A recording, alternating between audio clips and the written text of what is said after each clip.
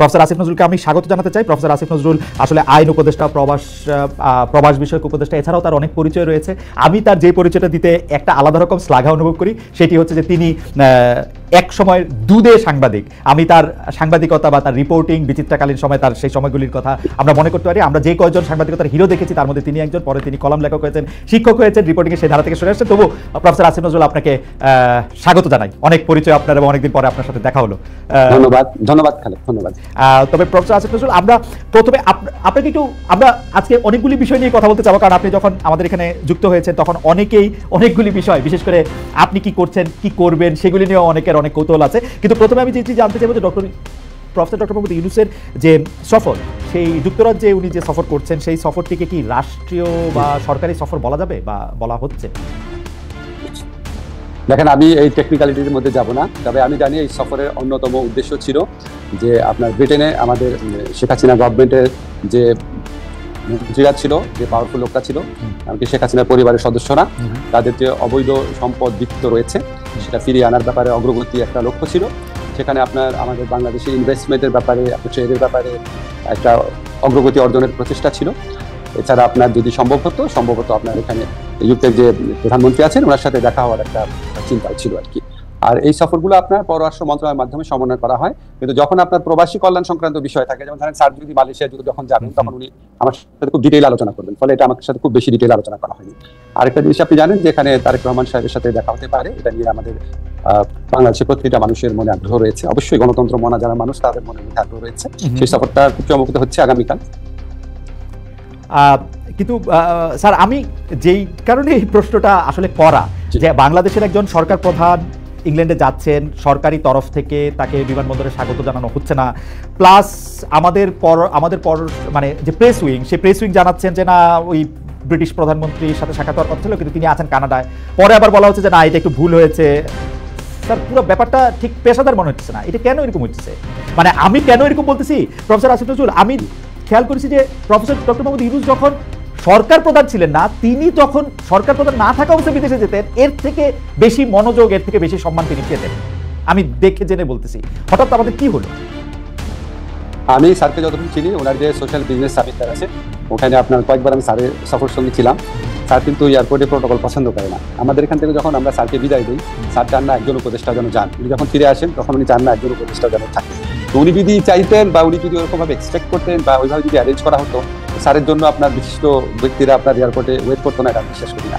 আর এখানে একদম মানে পিন পয়েন্টেড করে কি এক্স্যাক্টলি চাওয়া হয়েছিল সেটা আপনি আমার মনে হয় যে পররাষ্ট্র উপদেশ মন্ত্রণালয় আছে, আমাদের আছে, ওনারা ব্রিফ করবেন, আপনারা জানতে পারবেন। আচ্ছা, আমি প্রফেসর ডক্টর মোহাম্মদ ইউনূস, আপনি আগেই বলেছেন জনাব তারেক রহমানের সাথে সাক্ষাৎ করার কথা, তার কথা আছে, কিন্তু তার আগেও আমরা চেথাম হাউসে তার যে ইন্টারভিউ দেখলাম, সেই ইন্টারভিউতে দেখলাম যে তিনি বলছেন যে নির্বাচিত সরকার এলে তিনি থাকবেন না, এটা তিনি জোর দিয়ে বলছেন। পাশাপাশি তিনি বলছেন যে তার ক্যাবিনেটে যারা আছেন তারাও কিন্তু থাকবেন না বা আগ্রহ দেখাবেন না। এখানে আমার দুইটা প্রশ্ন আছে আপনার সম্পর্কে। তো আমরা শুনি যে আপনি অলরেডি আমাদের, মানে আমি এখন যে শহরে আছি সেই শহরে বাড়ি কিনছেন, থাকতে শুরু করেছেন, আপনার পরিবার সেখানে থাকছে এবং আপনি যুক্তরাষ্ট্রে সেটেল হবেন। এইগুলি কেউ আমাকে খুব জোর দিয়েও বলছেন, আপনি যদি একটু বলতেন। আচ্ছা, এটা তো হঠাৎ আকস্মিকভাবে প্রসঙ্গটা এলো, তাও বলছি আপনাকে যে যারা বা যে এই গুজবটা রটিয়েছে যে যুক্তরাষ্ট্রে আমরা বাড়ি কিনেছি, আমার পরিবার চলে গেছে, এবং যারা এগুলো বিশ্বাস করেছেন তাদের কাছে আমি একটা বিনীতভাবে প্রশ্ন করি যে আপনারা যার কথা শুনে বিশ্বাস করেছেন তার কাছে আপনারা কেন জানতে চান না যদি বাড়িটা কোথায় কিনেছে, অ্যাড্রেসটা কোথায়, বাসাটার ছবিটা কোথায়? আপনি আমেরিকাতে আছেন অনেকদিন ধরে, আপনি জানেন আমেরিকায় যদি কেউ কোনো প্রপার্টি ওন করে, ফ্ল্যাট হোক, জমি হোক, আমি বা আমার স্ত্রী বা আমার পরিবারের সদস্য, এটা পাবলিক ডকুমেন্ট। পাবলিক ডকুমেন্ট না হলেও আপনি পেইড যে সার্ভিস প্রোভাইডার আছে তাদের কাছ থেকে যে কোনো ভাবে এটা জানা সম্ভব কিনা বলে? রাইট, সম্ভব, একদমই সম্ভব। যারা লুকানো সম্ভব না স্যার, আমেরিকা প্রপার্টি করে লুকানো সম্ভব না। জি, যারা এই মিথ্যাচারটা করেছে এবং যারা এই মিথ্যাচারে বিশ্বাস করেছেন তাদের কাছে আমার কয়েকটা কথা আছে। আপনারা নিশ্চয়ই জানেন যে কারো সম্পর্কে সম্পূর্ণ মিথ্যাচার করা, চরিত্রহরণ করা, দোষারোপ করা, এটা ইসলামের দৃষ্টিতে মহাপাপ। এবং আপনি এই মহাপাপটা যারা করলো তাদের কাছে এটা প্রমাণ না, যদি আপনি এই মহাপাপীর কথা প্রচার করেন বা শেয়ার করেন, আপনিও মহাপাপ করছেন। ঠিক আছে? আল্লাহর ভয় করেন। আপনাদেরকে আমি গ্যারান্টি দিচ্ছি যে আমেরিকাতে আমার কোনো প্রপার্টি নাই, আমেরিকাতে আমার পরিবারের কারো কোনো প্রপার্টি নাই, আমাদের কোনো ব্যাংক অ্যাকাউন্ট নাই, কিছু নাই। কিন্তু আপনাদের কাছে আমার এক্সপেকটেশন হচ্ছে যে বা যারা এই মিথ্যাটা রটিয়েছে তাদেরকে বলবেন প্রমাণ দিতে, 1 নাম্বার। 2 নাম্বার হচ্ছে বাংলাদেশে তো আমার বাচ্চারা স্কুলে পড়ে, ঠিক আছে? সেই স্কুলে যারা সহপাঠী আছে, টিচার আছে, তারপর আমার স্ত্রী এক জায়গায় অত্যন্ত প্রসিদ্ধ একটা জায়গায় 6 বছর যাবত ইকোনমিক্স হিসেবে কাজ করে।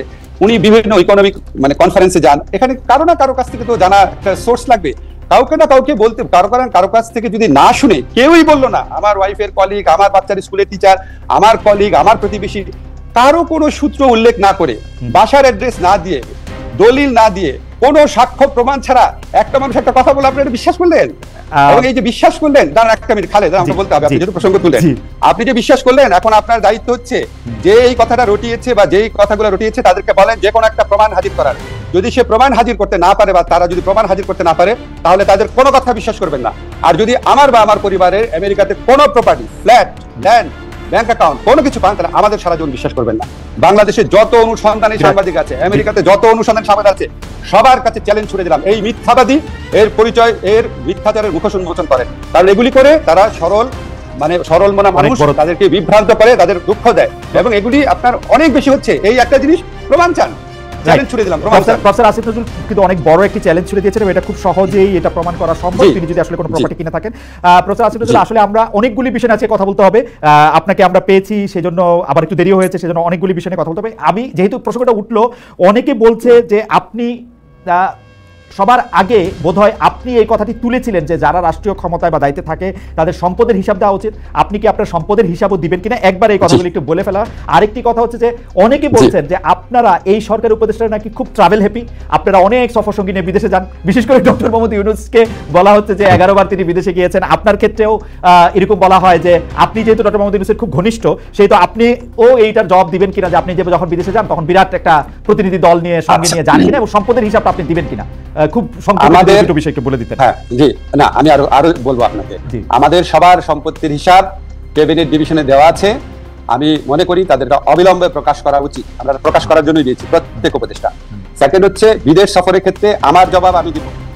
আমি যখন জেনেভাতে আইএলওর কনফারেন্সে গিয়েছিলাম, এখানে স্থানীয় আওয়ামী লীগরা আমাকে অপদস্থ করার চেষ্টা করেছিল, সেখানে আমি একজন সফর সঙ্গী নেই নাই, আমার সাথে অন্য একজন উপদেষ্টা ছিলেন, উনি নিয়েছিলেন। আমি আমার পিএস, আমার মন্ত্রণালয়ের একটা মানুষকেও নেই নাই।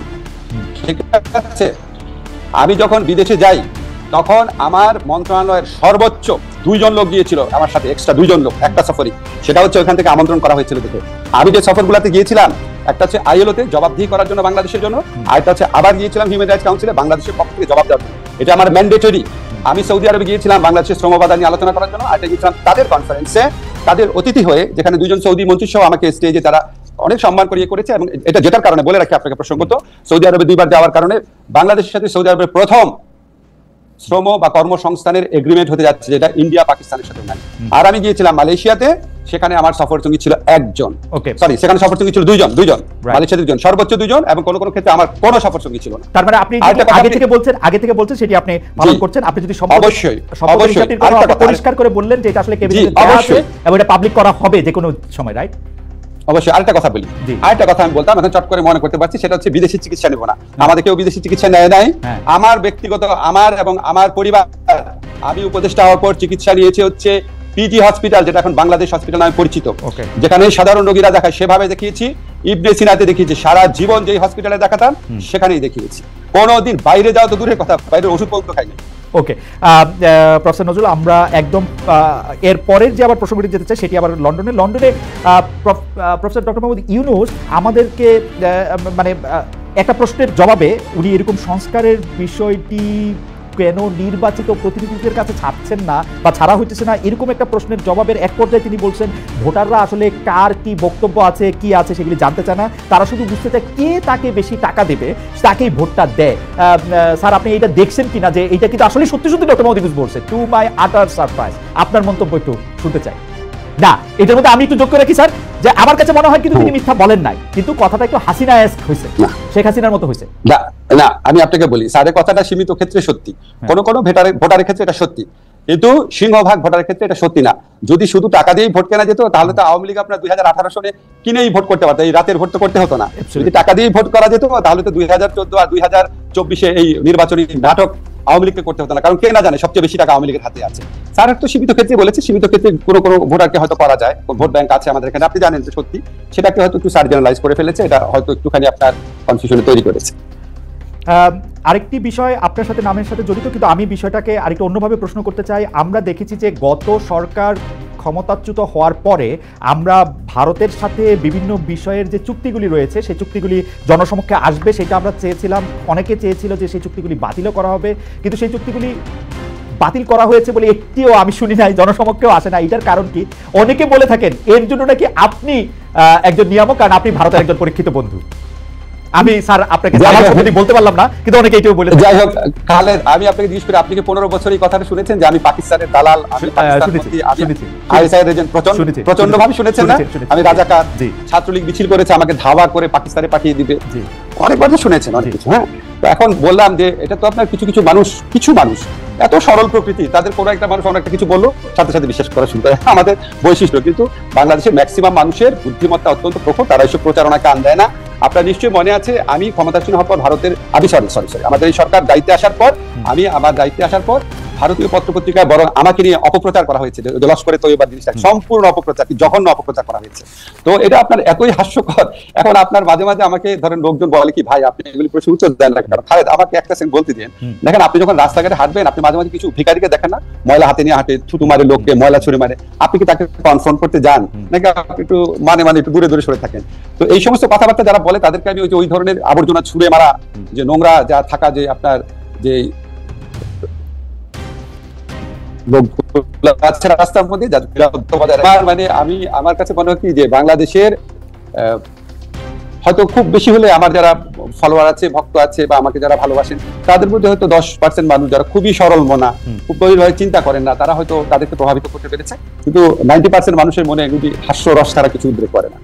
আর ভারতের সাথে চুক্তি, আপনাকে আমি বলি এটা অবশ্যই প্রকাশ করা উচিত। এখন ধরেন চুক্তিগুলো তো হয় পররাষ্ট্র মন্ত্রণালয়ের মাধ্যমে, ঠিক না?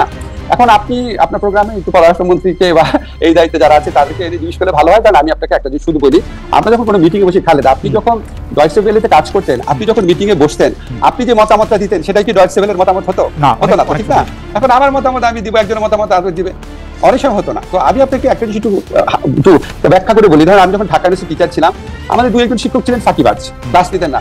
2-1 শিক্ষক ছিলেন খাতা অনেক দেরি করে দিতেন, ঠিক আছে?